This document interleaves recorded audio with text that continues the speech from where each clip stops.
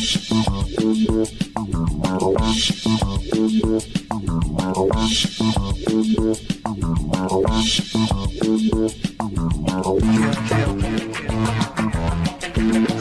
welcome to Inside the Moms Club, where being a mom is the coolest place to be. Here in the Moms Club, we believe that what embarrasses you now will make a great story later. And let's face it, if you don't laugh sometimes, you're going to cry. Join us in having a good laugh together. I'm Monica Samuels. You are now inside the Moms Club, your private destination for all things mom. If you see me running, stop me.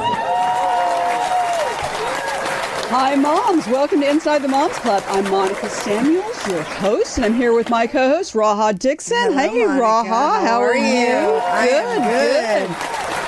Yes. So we're getting into that time of year. It's going to be back to school, and you're going to have a sixth grader. I am. It's hard to believe. It's very hard to believe. It comes by very quickly. It really does. So have you gotten all the college essays written yet, or how? Oh my gosh, we're already looking at essays for high school. See? It's so Didn't crazy. Didn't he not tell you when he was going into fourth grade that it's about to hit me? And you were behind. I was so behind. And I was like, guys, it's nothing. It's going to be great. Now I'm like, yeah. So that's one thing. But then also sixth grade, so hormones have entered the picture. Oh. And all the parents are talking about how their kids are just a little extra. And we had some interesting social dynamics in fifth grade. It was already, I feel like hormones came early for his class. I don't know. But there was a lot of, maybe a little bit of mean, or letting out your inner darkness. And so we have 4 new kids coming to sixth grade. So we're hoping it changes the dynamic because it's a very small class. I'm praying. Did they, is this private? Did they vet these kids? Or, I mean, like, are these... Is this going to be a good addition, or yes? Or do we still need more prayer? Is that I don't know. Because we'll pray for you if you think that will help. Listen, I will never say no to prayers. Okay. So yes, please to the prayers. They have been vetted. It's a private school, so that's what I've been told. But last year was challenging, and I wonder if it's because of post-COVID. That's what they told us. They said post-COVID, all the kids just had a hard time reacclimatizing to school and socializing with all this anger and anxiety and frustration. And so it was way bigger than we thought. So I'm curious to see what happens when hormones really kick in. And that's about that age. And so my kids went to private school too, and it was weird because they get to interview the kids. Yeah. And all of a sudden you'd hear there's this group of kids coming in and they're really awful. And I was like, there's nothing worse a mother wants Why are we bringing horrible people into the school? And it's like the worst thing to tell a mother is that your kid is going to be in the lion's den. It is that is wow. Well, especially that age too, because we had social and emotional learning. Oh God. Through sixth grade, and then the minute it ended, they became horrible. It's like. Where did all that social and emotional learning go? I mean, it was just kind of bizarre. Yeah. So I know you're at a tricky place here. So I am. We won't pressure you too much about. I am. The fact that he may not go to Harvard if you don't kind of get on the stick there. I am totally okay with no Harvard. Okay. Well, I would be too. Actually, college down the street. I'm totally okay with that.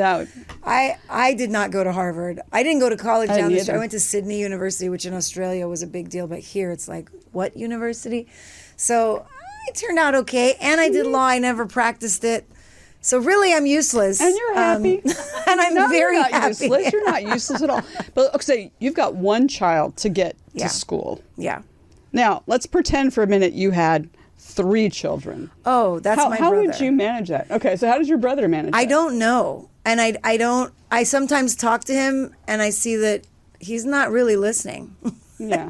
Because his head is in 65 different places. And I totally understand that. And I've spent like a month at his house with his 3 kids plus my 1, and it's wow. Okay, now let's take it further. Let's pretend you had 7 kids at your house. Oh my God! How would you do that in start school? I don't think would I you would just stay at the house, or would you leave, or what would you do? What would be your strategy for that? I would employ a village. I feel like it would take a village at that point. Are we? That would be tricky, I would think. Yeah, you have to pick the right village. Yeah, I don't have the answer for that either, but I do know someone who does. Yes, tell me. I'm sure she does. But our next guest, guest today, is an author, actress, singer, entrepreneur, and an enlightenment coach, which we're excited about the enlightenment here today. Yes. She has a book, Nobody Ever Told Me, which details how she overcame sexual, physical, and mental abuse. Oh, my goodness. She has a company called My Kind of Dad, which helps children of incarcerated individuals connect with their parents. Wow. And she is a mom to her biological children, 5 adopted boys, and 2 foster kids. And she and her husband have a motto, which is amazing. Raise great kids and they should become great people. What a great motto. And welcome, Michelle Elizabeth Williams. Yes. Welcome to the Moms Club, Michelle. Welcome, superstar. How are you? Well, we are most in awe of you and everything that you've done. And you're so inspirational. When you hear more about your story, it's enlightening and inspirational. And I know that in your book, and anyone who has the opportunity to read your book will hear your story, which you went through a lot of abuse and some horrible things that no child should ever have to go through. But today, but you came out on the other side of that in a really positive way. So I think what we really want to focus on today is just how you did that, because that's inspirational to anyone that's been through it, and certainly any mother that has seen children go through difficult times like that. So tell us, what was your strategy? Like, how did it happen that you were able to accomplish that when a lot of times people go to another, a darker side when things like that happen to them? What was the secret to your success? So literally, there wasn't really a secret. It was just basically that I decided within myself that I was going to start taking out some me time because of all the abuse that I suffered. I saw where that was taking me in life, and it was only taking me down a downward spiral. And I used to always watch the Brady Bunch and, all those Leave It to Beaver and all those different shows. And those families always look so happy. So I said, well, that's the kind of family that I would like to have. I want to portray that for my children, my family. So I went on a journey of that. How do I do that? So what I did was I stopped allowing people to hurt me. Okay. I also took out some me time to learn that I have to value myself first before I can value anyone else. I'm a Christian, so what the Bible always says, love your neighbor as you love yourself. Now, how can you love your neighbor if you give your neighbor everything? If I gave my neighbor all of my clothes off of my back, because you hear the saying, the shirt off of your back. Sure. If I give my neighbor the shirt off of my back, the shoes off my feet, the coat, my clothes, down even to my underwear, I'm going to be arrested for indecent exposure. Okay? 100%. Right. So I don't want to be arrested for indecent exposure. Yeah. When you say love your neighbor as yourself, meaning that you're going to keep your shirt on your back, you're going to keep your pants on, and you're going to keep your shoes on, and you're going to go into your closet and you're going to give them an extension of what you have. I couldn't give an extension of what I had because I was out there naked in front of everyone. And it was totally an indecent exposure. So what I had to do was dress myself emotionally from head to toe. I had to take care of me first. When I started taking care of me, I started realizing that I had so many gifts inside of me. And I was always buying people gifts and giving people things because I just wanted the love and the attention and the validation that I never got as a child.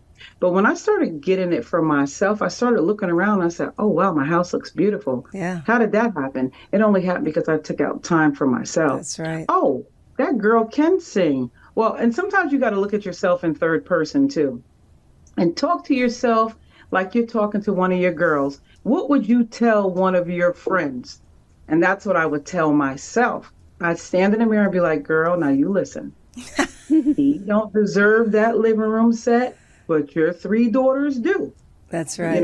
Or he don't deserve to be driving one of your cars, or they don't deserve it. You don't need that. And I'm telling you, when I put the time into me, when I tell you, forget the 360, the 180, I came to that middle point. I came to that crossroad that said, girl, you are worth it.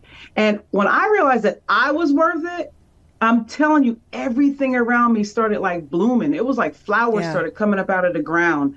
And I could see the colors and I can begin to feel, because I never felt any of this stuff before because everything was always so dark. But I realized that it all boils down to what you allow in your life, who you allow to disrespect you, who you allow to take from you. And when I realized this important factor, that need has a bottomless pit and people will always be in need. The poor will always be with you. Forget the poor, the abusers, the users, the manipulators, they'll all be there. But guess what? I don't have to allow them in Michelle's space. Yeah. And I could now protect my space, protect my children. And guess what? The abuse that I suffered growing up, my children didn't see any of that, all from one decision. Wow. I decided that my kids were not going to be punched in the face and they were not going to be knocked around and they were not going to be criticized or ridiculed or any of those things, because I'm going to pour love into them. I'm going to give them the attention that I never got. Wow. I'm going to be attentive. And when I did that, man, my kids are grown. I have grandchildren. Oh, wow. And now, I would not have guessed that. You know, it's not just that you didn't just protect them. You stopped the generational trauma. You stopped the link. Because even the anger, you could have protected them from abuse, but could have launched your own anger at the fact that you had your own, because you hadn't processed it, at them in different ways. And they would have still carried it. Let me say this. I wasn't totally innocent in the changing of that role, okay? Because all I ever knew was abuse. So when my children came, I said to myself, I'm not going to be like my mother. I'm not going to be like my alcoholic father. I'm not going to do that. But I found myself every once in a while giving them a good slap, extra hard slap on their arm or something like, nothing like what happened to me. But I found myself every once in a while slipping down. But the good thing about it was I caught myself. And when I caught myself, I corrected it immediately. Okay. And when I did that, that allowed me to be a better parent. But I was a work in progress. All I knew was darkness. I'm telling you, when God found me, he literally had to dig deep. He had to go past the surface. He had to go literally deep to get me. I have met very few moms who are willing to admit that they did something not so great to their kids and they corrected it. I think that's so cool that you acknowledge that, because one, it shows your kids that you're human. It shows your kids that you're willing to course correct. And then that gives them the freedom to make mistakes too. They're not going to be scared of that anymore. That's exactly. So, at what point in your life did you make the decision that you were going to focus on you and make that change? Did you already have kids, or was it earlier in your life? At what point did that happen, and how did that happen exactly? Okay, so I was in a bad relationship, right? And when I got out of that relationship, I immediately ran into another relationship as a rebound relationship. Sure. And we all know what the rebound is. Girl, what are you doing walking down this aisle? You ain't supposed to be here. We even left the marriage license at home. Yeah. We got married on Halloween. It's like, was it a trick or was it a treat? We don't know. Literally, it was a trick. But, I got married on that time, and he and I were not compatible. And how can two walk together unless they agree, right? 100%. We agreed on nothing. He smoked, I didn't. He drank, I didn't. Oh, wow. He partied, I didn't. He was abusive, I wasn't. And it was like, I didn't want anything that looked like my father, but because the guy that I was with had did these horrific things to me, I was trying to get away from him to be with somebody that I know could like whip that little boy's tail, get him out of there. And so I ended up in that relationship, and that thing was so bad. And I got to the point, let me tell you, I was so tired by the time I was 27 years old, right? Wow. I had my 3 daughters. They were young. And I went into the bathroom because I was no longer smiling. And I was a person that always smile, always, like I said, once again, looking for the validation, talking to people, always giving to people. At this point, I couldn't give anything anymore. I had nothing to give to anyone. Yeah. So I went into the bathroom and I laid on the bathroom floor and put my face in the toilet bowl because that's how low I felt. It was just, God, there's nothing left. So I said to God, today's going to be the day I kill myself. So I allowed my face to lay in the toilet bowl, and it was so dirty. And, every time I talk about this story, it just makes me want to cry because I just feel like but I'm so glad it happened because I'm a better person because of it. But I put my face in the toilet and the water was just in my face. I don't know if crap was in the toilet. Could have been like a little thing floating around, hit me in the head. I would have never known. Wow. But my head was in that toilet bowl. And I said, God, today's the day I'm going to die. And when I said that, in my mind, because I couldn't even muster up the words to say this to God, in my mind back then, because I'll be 56 this year. So in my mind, I said, I have $1 in my pocket, God, $1. My bill back then was $21 to pay the house phone. In my mind, I said, if you have someone give me $20 without me asking, I will serve you and I'll live. Oh, wow. So I was walking down the street with my 4-year-old daughter at the time. And as I'm walking, a woman pulls out in front of me in her van. When she pulls out, she goes, oh, hello. And I'm like, hi, and we begin to converse. After we were having this conversation, she said, do you believe in angels? And I said, yeah. She says, well, there's going to be a show on tonight at 8 and you should watch it. And then we talked a little more. And then she said, would you be offended? And I said, for what? And she handed me $20. Stop it. I just got goosebumps. You know what? God listens to you. Exactly. You spoke to him and he answered you. You know how many people pray for that kind of a response? Let me tell you, when you're at your lowest point and you're ready to die, that's, I believe, when God says, good, now I can use you. Because you're dead to yourself. You don't even want to see yourself anymore. Let me use you and let me get the glory out of you. And you do what I say. And at that point, I was like, man, you got it all. Wow. So that's why I'm alive today, because I met Miss V.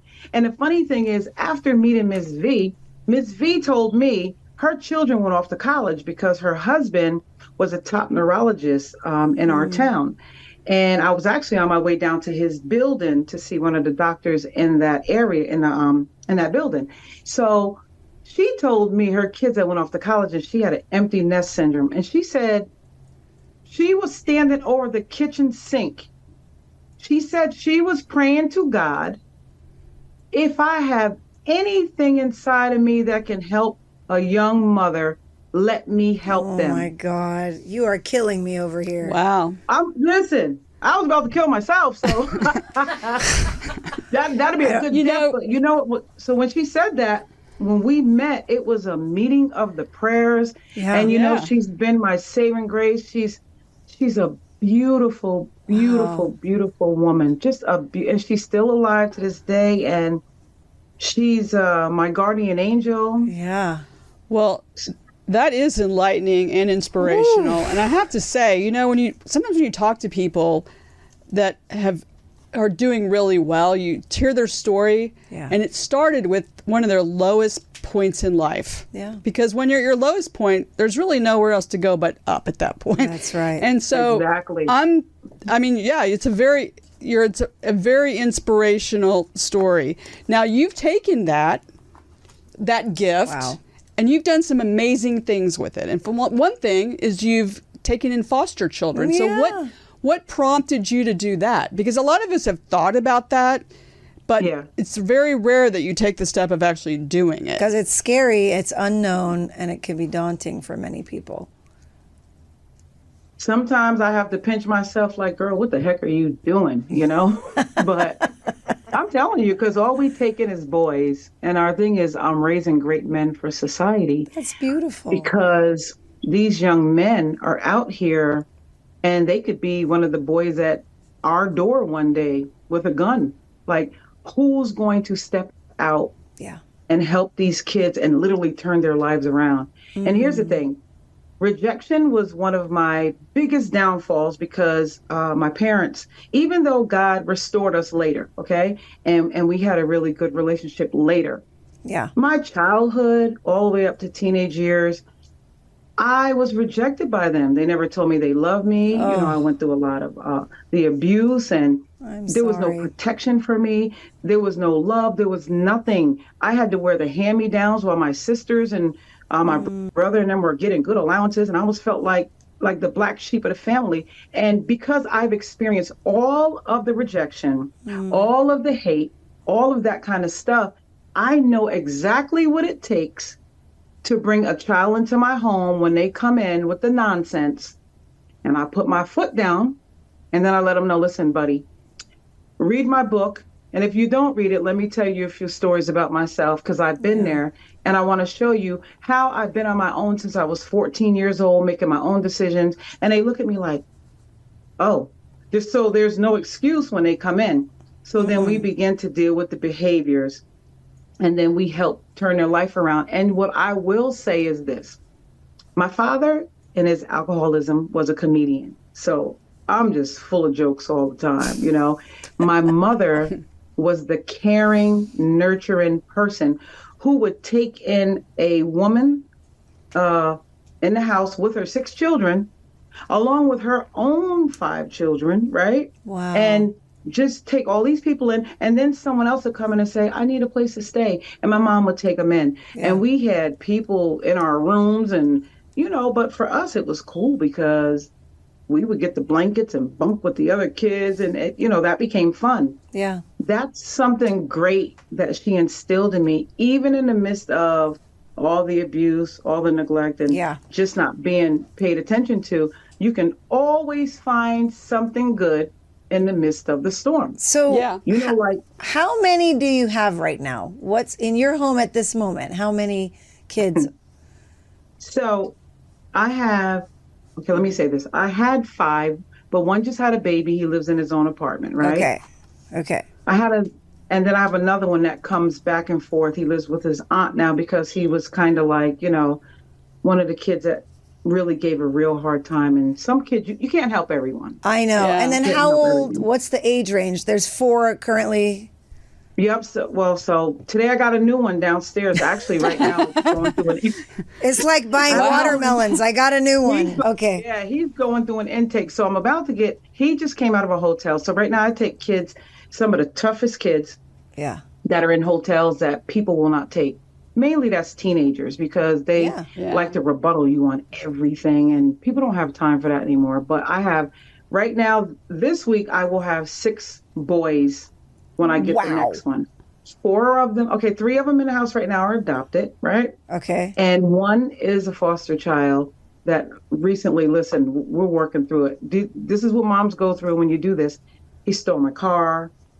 Well, excuse me, he stole my husband's car, and that was a big no-no. But he did it. And you're still why are you still doing it, considering these are the things that are happening? I'm just curious. Yeah. That's what everyone would want to know. Because you said, I'll put myself first. And now someone, you bring them in, they steal your car. You're like, let me get another one. It's so interesting. Sad to say, but when I was 14 years old, because I did not get the things that I wanted, I would go down to the elderly. Now, I used to do this for a long time. I used to always go take out their trash, right? Yeah. But when I was younger, I would always go in their pocketbooks and take their money. I would steal their Christmas cards. They trusted me and gave me cards to go put. Now, this is 13 and 14 years old, but because I had nothing, what did I really care? Nobody cared about me, so I didn't care. I mean, I did care, but I didn't care. Yeah. I'd go take their Christmas cards, rip them all the way open, take their money, go roller skating because my mom never gave me money, right? So Wow. when I work with the kids, not that I have to literally put myself in their place, No, but you get it. yeah, and there is a certain time when I can look at a kid and be like, bro, you got to go. Like, this is not going to work because you know certain things. As many times as you give people a chance, even on your job, you'd be like, listen, you're getting a warning, right? And then if they mess up again, now you get a written, you get a verbal, you get a written, and then you get out, right? Ooh. Yeah. That's the way it is. We keep giving them verbals, then you get a written, and then if we feel like it's just not a good fit, then you have to go, and then we'll put somebody else in the bed that's going to be a good fit in the house. Yeah. So tell us real quick about My Kind of Dad. What prompted you to start that, and explain a little bit about what that organization is like that you started? Ooh, that makes me smile. Because my husband, he's such an awesome man. And one thing I did not tell you, 4 months ago, yesterday, our son was shot and killed here in Atlanta. He's 32 years old. What? He went out on a date. Somebody, they were, you know how kids do, they're popping their pills, they're partying. He wandered off into someone's yard and, they shot and killed him. I am so sorry to hear that. 5:30 in the morning. Thank you.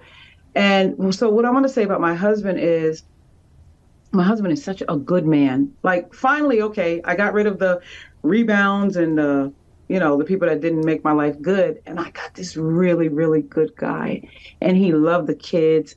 He loved my children. He loved his children. And one day, as I was doing my company, I was thinking of a name for it. And I said to him, if I ever had to do it again, you would be the kind of dad that I would want. I said, you'd be my kind of dad. And I was like, I named My Kind of Dad after him because he's such a good, great man. And he's such an awesome dad. Yeah. So That's very sweet. that's where the name came from. But I started making these teddy bear balloons. And there's, in our culture, there's so many people, not just our culture, in this world, there's so many people with that are left. They're just left. When the parents make the decisions that they make, they're not thinking about the children. No, they're not. Now, my father did go to jail when I was younger, but that was because he was an alcoholic and he was doing his foolish stuff, falling out, fighting my mom, that kind of stuff. Police coming to the door 3 and 4 in the morning, that kind of thing. Yeah, that's but rough. He came home after 8 months. But there's children right now that have nobody coming home. And then there's grandma or a single parent that's raising this child. And the child is always wanting to see their parent and they can't. So I just thought, what could I do to help? I take these 3-foot tall teddy bear balloons and they're so gorgeous. And I take it to the child. That brings a big smile to their face. We get the letter from the parent that's in prison or in jail. And then we go buy keepsake boxes and they put the anything that deflates or anything like that. They read the letter anytime they feel like it. Anytime you want to be near the parent that's away, you take that letter and you read the words. Because I don't know if you are like me, but when I was younger and the boy wrote me a letter, man, I read that thing over and over and over. And I kept that thing near to my heart. Like, So that's what we do with the children.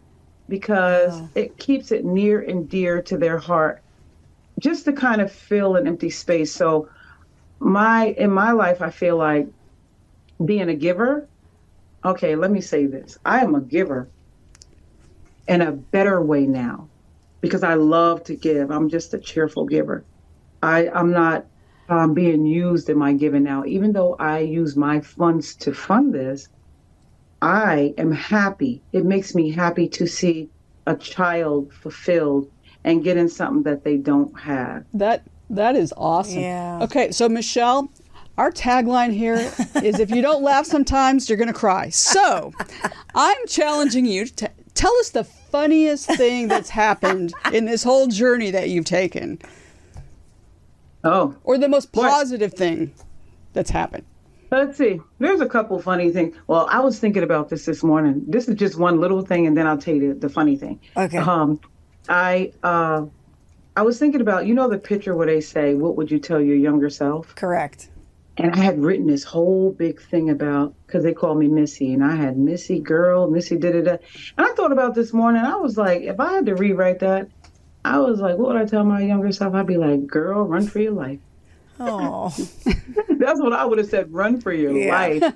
But some of the funny things, one time I had to go to a funeral because one of my friends in the town had passed away. Right. And I hadn't seen a lot of the people. And this is the funny thing. I don't know what to tell you. Yeah, it's funny. It starts with the funeral. Can I tell you something? It just seems like at funerals, some of the funniest things. One of the funny things is I went to a funeral. And one of my friends was in the bathroom. Well, no, I went to a friend's funeral and I was going to the bathroom and my friend was coming too. And when we got in there, one of the ladies was in there with a bag of clothes, washing her dirty clothes in the sink, hanging them up on the stool, the door. Okay. Yeah, of the bathroom. And I really thought that was funny. And then another funeral. Wait, who was that? Wait, was this at a house? Was it at a funeral? Was she a guest at the, was she at the funeral? Yeah, it was a real funeral. And then I was like, oh my gosh. She was like, girl, don't worry. I'm just hanging up my clothes. Yeah, I had to close the door with the jeans hanging over and everything, using the bathroom. Like, what kind of freaky mess is this? But anyway, I went to another funeral because this is what I was going to tell you about. Your other funny story is also at a funeral? This is amazing. Okay, go on. Well, that's how you're an enlightenment coach, because see what I've learned now is you can even find funny things that lift up at funerals.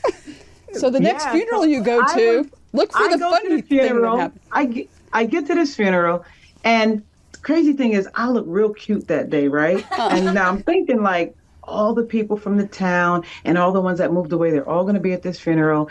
And I'm going in, I'm walking down the middle. Now, I don't want to look to the left or to the right because, you're going down to go to the casket to, give your respect and all this stuff. So I'm walking and I'm thinking, oh, I look cute with my black and white on. Oh, my God. This is what I'm thinking in my head. Like, it's just funny. And I'm walking down and, the guy, we knew the guy who had passed away. So I just wanted to go up and give my respects. And I get to the front and, I had my head down and then I pick my head up and it's a freaking lady in the casket and I don't even know who she is. Oh, no. I guess that is funny. That would be funny. You're like, who is that? That would be funny. Oh, I was shocked. I was like, this ain't Leroy. So as I'm looking like, I'm at the wrong. and I'm in my head, I'm like, and I wasted all my cuteness on someone I don't know. The wrong funeral. And here's the bad part. I didn't know any of the people sitting out there, so they was probably like, oh, she thinks she all that. And I was thinking, man, okay. Wow. That is funny. Well, Michelle. I look inside and I find out that it's another lady from the town's family, and they were feuding, and that side of the family got to come to the funeral. And that's why I didn't know. Wow. Well, that is funny. Well, Michelle, we have some Zoomer moms who would like to ask you some questions. So come on in, Zoomer moms. Welcome to the Moms Club. Hi, Mom. So, Lisa, introduce yourself and tell us a little bit about you, and then you have a question for Michelle. All right. Well, I am so excited that I got to come here today. My name's Lisa, and I am a mom of grown kids, too. I live outside of Dallas, Texas. Okay. And I do selling of educational travel, so I work with kids in that regard and used to be a teacher, but I just love every single bit of your story and I was a couple of different things you said when you said you love your neighbor as yourself. Mm-hmm. And I was like, but you didn't really love yourself. So how can you love other people? So I thought that was, that's what came out to me. Like, it's a really profound, scripture when you think of it in those terms. You have to love yourself so that you can do that. Right. That's right. And I just love every bit of these miracles. These are the stories that just make me so happy because I know, it's inspiring when you feel like, okay, Lord, I keep praying, but you're not really answering. I know you're there, but I don't know how long you're going to make me wait. But then you hear stories like what you're doing and what has happened to you. And you can't deny that was God. And that is just right. so incredible. You're so blessed to have such a in-your-face kind of thing. And when you talk, she was saying, well, how come you keep taking more of these kids? And I was just thinking our sermon was about how when you have a relationship with God and you love him so much, the love that you and him have, it just spreads out. Yeah. And, you're spreading it out because he loves you in that relationship. And he did have all those trials for you so that you could do these things. And, you were really a blessed woman. So I'm glad you took your head out of that toilet. And I'm glad I got to hear your story. Well, thank you do very you have much. a question for Michelle? Do you have a question?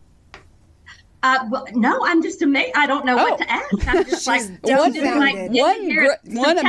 one amazing compliment, which I think is terrific. Yeah. Thank you. Julie, welcome to the Moms Club, and tell Michelle a little bit about yourself and what is your question?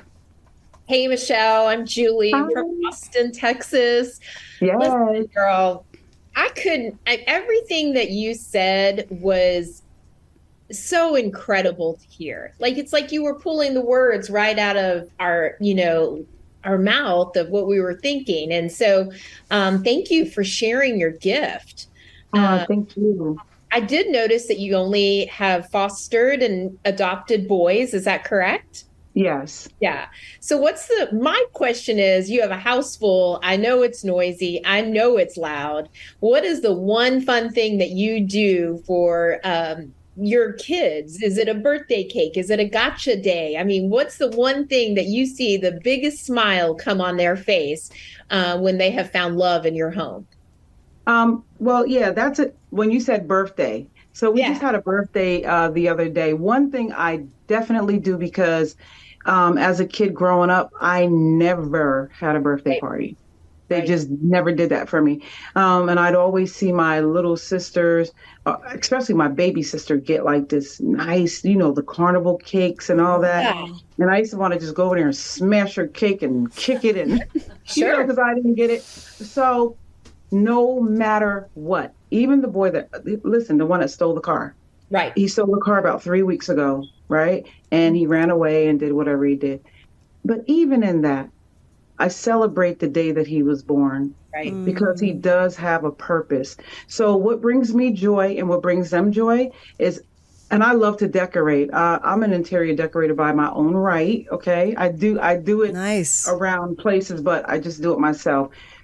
I love to decorate and make things look absolutely beautiful to make them feel like they are important on that day, no matter what. And the one that stole the car, we just gave him one. I had the lights, the neon lights. We had a Gatorade party, and it was just so amazing. So every child gets a beautiful, beautiful birthday party. Really nice. Yeah. They won't ever forget it. That's right. They won't, because I make sure that they understand that the day that they were born, that was a beautiful day. That's right. For them. Well, great. I'm in awe. Thank you. That is great. Yeah. Helen, welcome to the Moms Club. Do you have a question for Michelle? Hi, Michelle. Thank you so much for sharing your story. It's really an inspiration, I'm sure, to so many people who've been through, similar. Well, I can't imagine a similar situation, but who've been through either tragedy or abuse. But do you have, and I'm a mom of a soon-to-be 12-year-old daughter next week and live in Arlington, Virginia.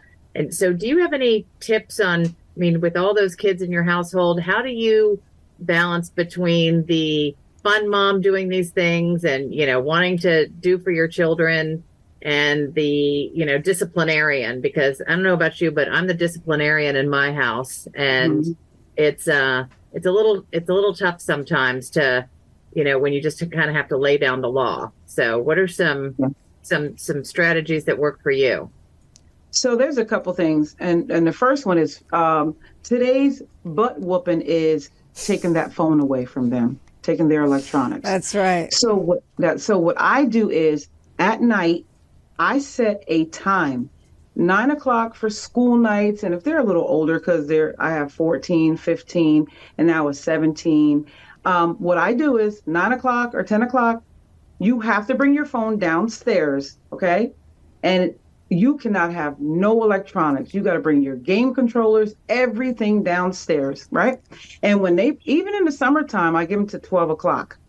And the reason why I do that is because the next morning, you don't have to ask them to clean their room. You don't have to ask them to do the chore of the kitchen. They have some act right. Anything, because they will do it and come knocking at your door saying everything is done. But see, I don't just go by the everything is done. Yeah. I got to go up and I got to check to make sure it's done. And if it's not done, you don't get it.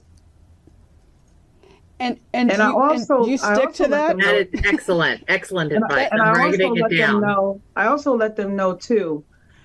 I tell these kids here, some days you're going to absolutely love me. And I said, there's going to be other days you're going to absolutely hate me.